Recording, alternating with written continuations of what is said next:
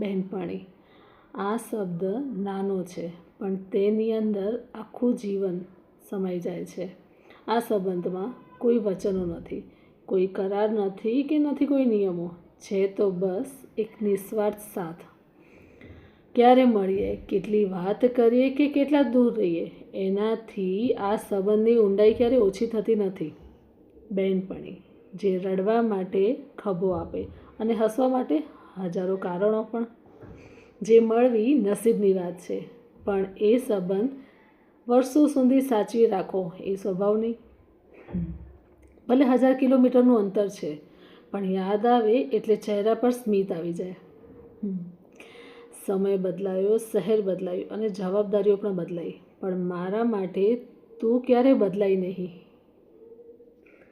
આપણી મિત્રતા સમયની નહીં, લાગણીઓથી લખાયેલી છે. એટલે જ મળીએ તો વાત લાંબી અને ના મળીએ તો યાદ લાંબી. Happy friendship day.